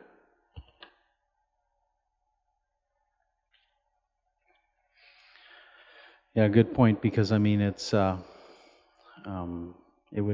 feel the same way, that it's one of those things where it needs to be generic, because it could affect, do you have another resolution that comes forth next time because it's the city of Brooks and the county of Newell? That's a good point, and maybe to remove that as a request prior to going to the floor, and see if that's friendly or not. Okay. Anything else on that? If not, 17 is Airport Capital Assistance Program funding. That's just about money and trying to get more out of federally, I guess. It's been frozen where it is, and I'm not sure whether I ever comment one way or another. If it's sort of like anything else in our communities, sometimes if it's a case of that the airport has high usage and is legitimate and necessary for services, that it requires money to be put into it, and how that's funded is always a challenge. New homeowner warranty. That one is it's bringing back something that was there, and I guess I can't help but wondering, because it references the inability to not collect, or that people don't collect through this thing, and I can't help but wondering if the municipality that doesn't, similar to what we've done here, is that we put criteria on the approval process or the inspection process to hopefully address that, so that when there is construction, it is done properly. So one of those things where sometimes you think, well, they want somebody else to fix the problem that they could do within their own. Go ahead, Kevin. Yeah, so this one I'll just make a couple comments on. I've heard a lot about this new home warranty that's brought in from anybody that's building, and I don't think the program's working at all. It costs people that are building a lot more money, and as they mentioned in there, they're sometimes not getting the warranty work or what they need. And homeowners that decide to opt out of this have to hold their home for 10 years, assume that risk before they can sell it. And surely there has to be a better way that this can be done. I get the intent of making sure that the standards are up, but homeowners should be given the option, or builders the option, to build a place, and then it would be either stamped certified or not certified by somebody if they're worried about the quality. But to be able to have to hold a place that you build to get outside of this for 10 years, I think is ridiculous. And, you know, to end up costing 30 grand or 32 grand more to build a place. There has to be a way either to pay permitters, agencies more for more inspections, or something that is not so much red tape. I mean, you can only get 5 or 6 or 7 insurers for this, and not everybody will insure the builder. I just think it's a real mishmash. Okay, any other comments or questions? If not, water security in Southern Alberta, we had that at Foothills Little Bow also. I'm curious to see how it evolves at the convention, because it's specific to Southern Alberta. I'm not sure it'll be supported by Northern Alberta. I guess it depends on the salesmanship. Policies for supporting community hospice associations. Cellular 911 call fees. And realtor certification requirements. Mandatory agriculture education classroom. We've had that one before, haven't we? Or was that brought back because it wasn't sufficient? It doesn't seem like it's that long ago. Anyways, if there's any questions or comments other than that, we'll just wait and see and vote with vote the way you see fit.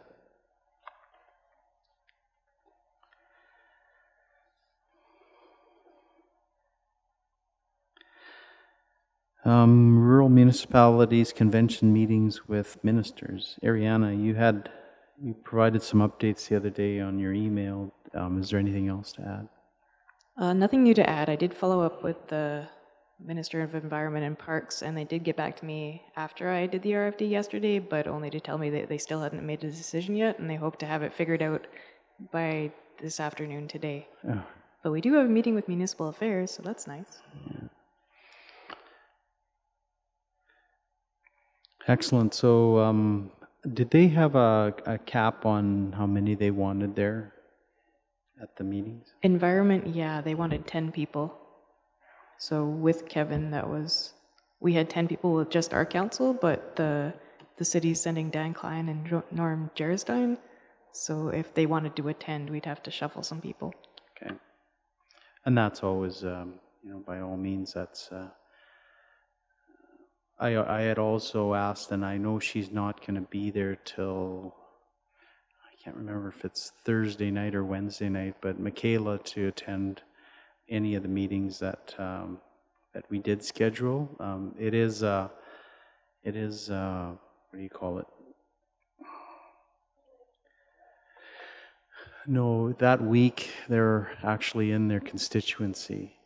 And so that's why she said, she said, I'm in my constituency most of the week. I will be back I thought she said Thursday, but I'm not sure what time. And so I invited her to attend if her schedule allows it. So anyways, and she did say that she would, I ran into her out at the dam that day that we had it. And she was going to join us for breakfast on Friday morning for sure. So try to make that. I'll send her another text just as a reminder. But she said, yeah, that would be great. Have breakfast with us on Friday morning before the wind up. Anything else in that regards? Clarence. Well, since I went to the meeting with Brooks, to the Minister of Municipal Affairs, and we talked about the amalgamation process here, and he asked why did it not succeed, and I don't think I gave a very good answer. I'm still not sure I could give a better answer, but I think we should be ready to answer that, and I don't know how we want to answer that.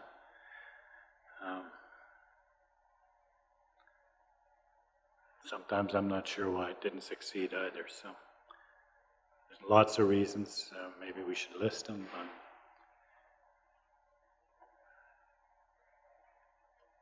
but I'm not sure that the topic will come up, but he was certainly interested in that. Well, I think, having experienced it, it would be relevant to bring those up and the experience that we had, so that others, if they do go down that path, can maybe have learned from it. So, Ellen. Sorry, Clarence, we couldn't hear. Who was interested in that? The Minister of Municipal Affairs.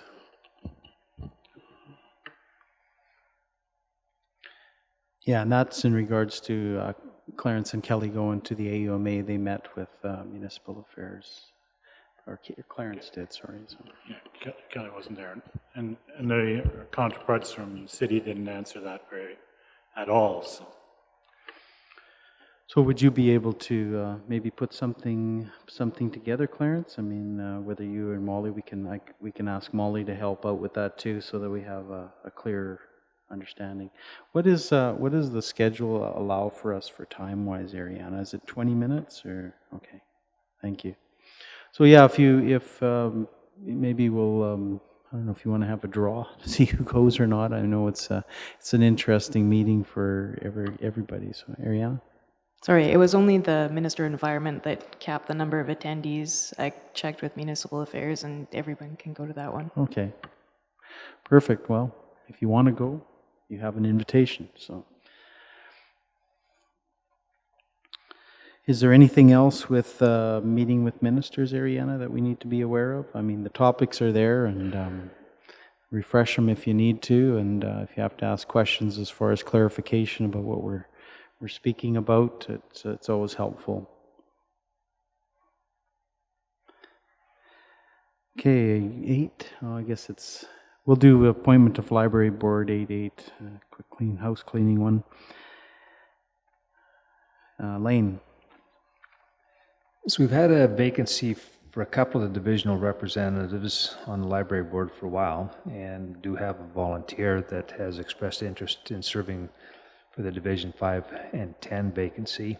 It is a staff member. We do have a policy in place that would prevent that from happening unless council's prepared to provide an exemption in this case. So that's the issue for council to discuss here today. Kelly. I think it's great when our staff volunteers within the community.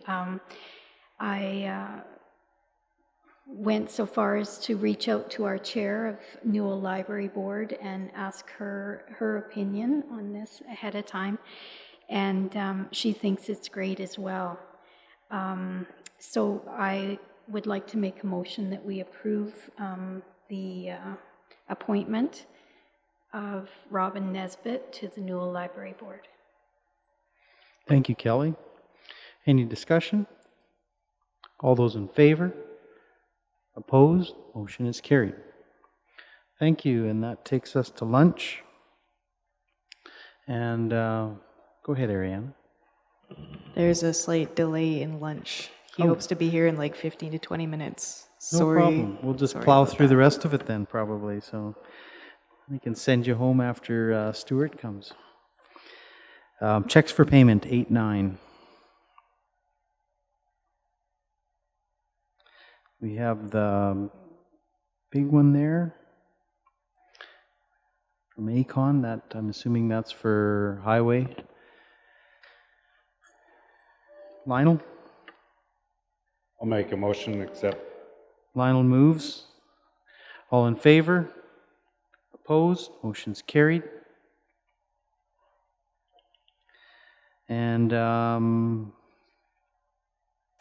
payment register. Any questions?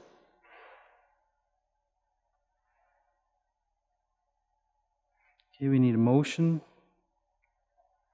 Tracy makes that motion. All in favor? Opposed? Motion's carried. Request for functions of council. Anne Marie. I'll make a motion that Clarence and/or Tracy go to the Community Planning Association meeting, conference. I didn't read the background. Where is that? It is a yearly Community Planning Association conference in Red Deer. Okay, thank you. Okay, all in favor? Opposed? Motion is carried.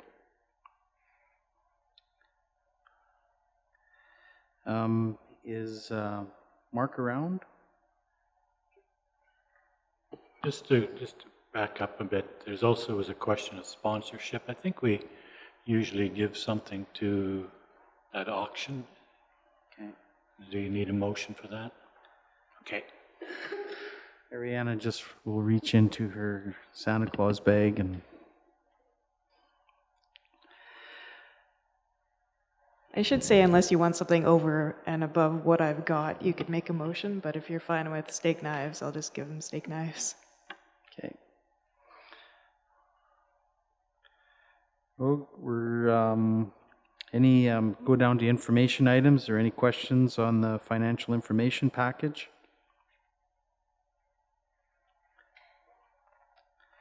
Upcoming events.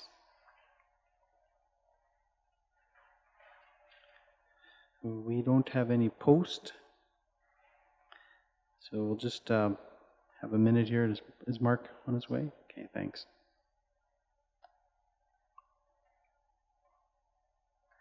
Is everybody going to the MPE supper that we sent out? Is Wayne going? Do we know? The MPE supper, it's on the Wednesday at the convention. What about the two city reps? They sometimes come?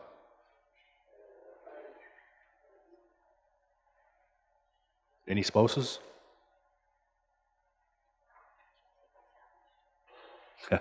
No, you don't.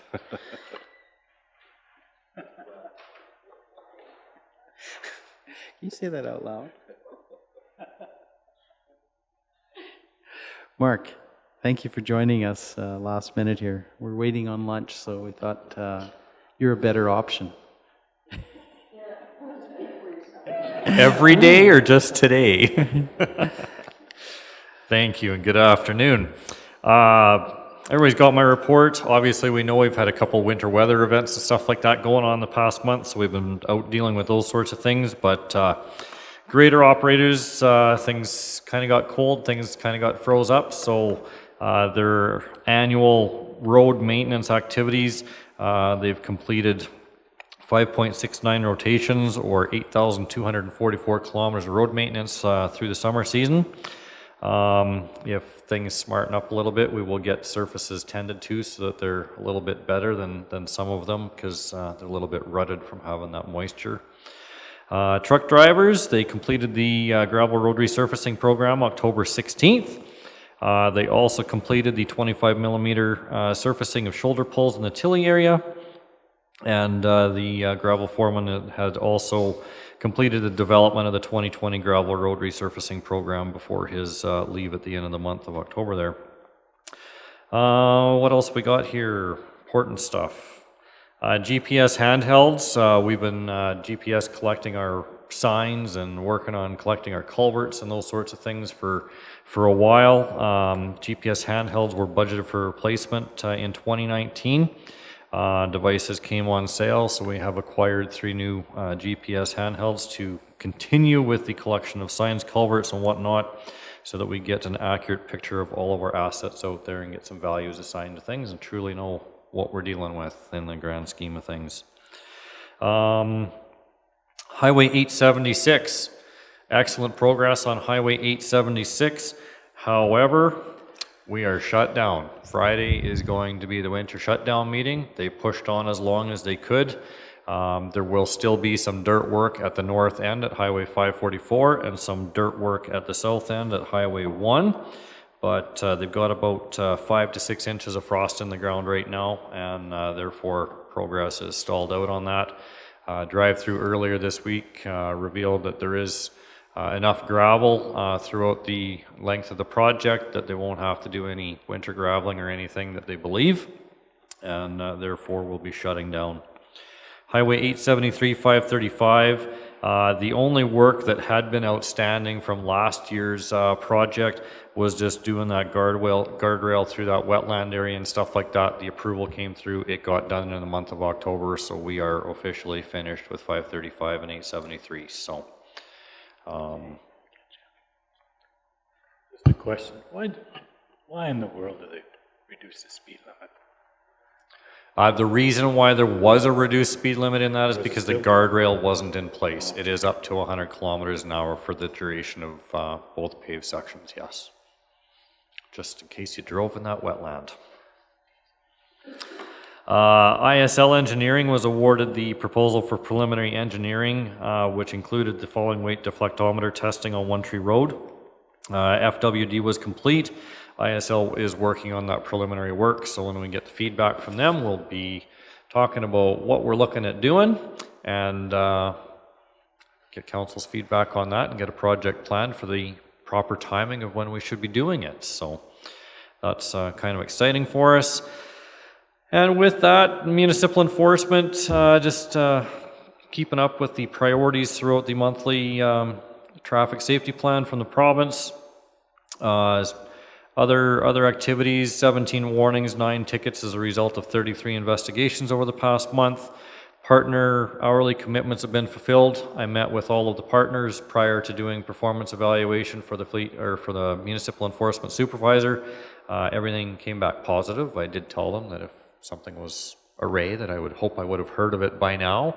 Haven't done a in-person meeting with each of them for probably 5-6 years now, so good timing to get around and see all of them, and they're very satisfied with the services that they're receiving from our enforcement department, so that was good to hear.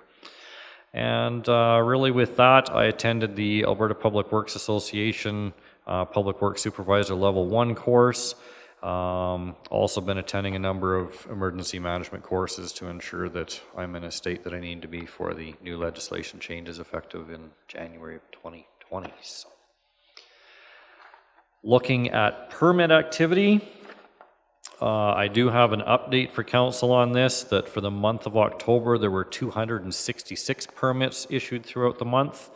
That is on par with the 3-year average and about 10% below the 5-year average.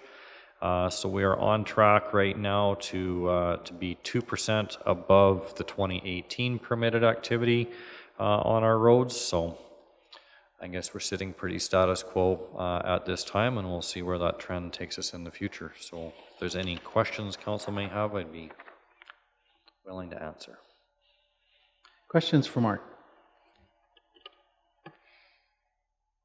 When you talk about how many cycles you did on the graders have done, how does that compare to other years? Is that 6 number pretty consistent, or? Yeah, we basically have 6 months of summer, and they get around through all the gravel roads 1 time per month, so 1 time every 20 working days. So that's truly what it works out to be. Okay, thank you. No questions. Awesome. I am that good. Thanks. You started it off you right. You are better than lunch. You are better than lunch. Council made it through all the resolutions? Yes. Okay. Did you have any comments for the resolutions? We have a few minutes because I don't think lunch is here yet. Probably the biggest, the one that I wanted to have discussion with council is just the government of Alberta's police costing test model stuff you guys are dealing with, but then it's the community peace officer access to radio channels. We're supposed to be working collaboratively and cooperatively together, and with the AFRACs and the RCMP discontinuing allowing us onto their channels, our officers are not aware of what threats are out there, what they may come across when somebody's at a high rate of speed, whether they're armed or not armed, and if the RCMP are already engaged in activities. And I believe the example that was provided with that one was very clear as to what kind of things our officers can come into contact to and why it needs to be addressed. I saw the news last night about the government's changes that they're proposing on giving more authorities to the sheriffs and fish and wildlife officers and stuff like that. Be interested to see how that really works, because it seems like everybody's kind of stretched thin already as it is. Obviously makes sense when somebody's in an area and you don't have to wait 45 minutes to an hour before somebody else can show up when somebody that's there could deal with it, but I don't really know how that's going to have, if there's going to be any bearing or effect on our services as well, because it kind of sounded like there might be some other authorities that might be capable of being delegated down to community peace officers. Our guys are not armed with guns, so there is still a certain level of activity that they can only engage in, and I think we need to keep safety in mind for our people, and make sure that the province recognizes that if we're going to be getting further authorities and stuff to deal with things, that we need to also be more aware of what's going on out there and keeping our people safe too. So that's really it. Support for the Alberta Environment and Parks Water, Wastewater stuff, supporting the peace officer stuff for sure, very strong support in that. Water security in southern Alberta, well, I guess that's the bigger picture of things, of having water for the future too, right? But I'm sure you guys discussed those and came to your conclusions. It was really the peace officer one that I... Clarence has a question for you. So Mark, who controls that communication access with RCMP? The RCMP and the Solicitor General's office are the two connected divisions there, so it's all between K Division, and I think council met with a meeting with K Division. Was that 3 years ago, or was there one more recent? Because it comes up occasionally, because they look for they solicit feedback from the municipalities and stuff generally at an RMA convention, but yeah. Yeah, and maybe I can provide a little bit more on that. Is with the AFRACs, they can include you in the talk group or not. It's their choice, and it's a level of communication. And I guess my question is how is that replicated right through the province? That those breakdown, like the one that was illustrated in Foothills, whether that's consistent throughout the province, or is it segments where that relationship isn't as strong? And that's no excuse. Like it needs to be consistent, or it needs to be as strengthened as possible. They're both. I would like to think that all groups are working towards the same safety in our communities, or reduction in crime. But that's more of a question than anything. Is there real good examples that others just need to know that they're there and that they have to be worked on, or is this consistent through the province? Like what is the CPO staff in our area? Have they had that same issues? Yeah, every community peace officer employed by a municipality has lost that connectivity with the RCMP. So even if our officers find themselves in a situation, they basically have to dial 911 to request what service they need for support. They can't have a direct link to the RCMP anymore, or other services. So even for ourselves in operations, because community peace officers and everybody kind of have to move into that AFRAX range, we don't have AFRAX in our fleet and equipment. So even when if there's ever a disaster in our region, and coordination of graders and other equipment and water trucks and stuff like that, we can't listen to them on the radio, we can't communicate with them on the radio, we have to show up to the incident commander on site, receive the direction, and when our staff leave that site, they are without contact until they return back to incident commander, or are told to report to somebody else in there. Our two-way radios, our VHS two-way radios are no good anymore for communicating with anybody other than ourselves. Thanks, Mark. Anything else? Any other questions in regards to some of the information that Mark provided? If not, we need a motion to accept his report. Hubie. All in favor? Opposed? Motion's carried. Well, we'll take a break for lunch, and whenever it gets here, great. Yeah, we can think about lunch and dream about the baked barbecue, that's going to show up, and then chicken. No, she shouldn't stress. Just a remark or a comment for staff. I really appreciate where at the end of some request for proposal or a request for decision, you put public participation consideration. I think that works for me. Lane, you did that? I look at that and I think, oh yeah, they considered that, and it's just a good reminder.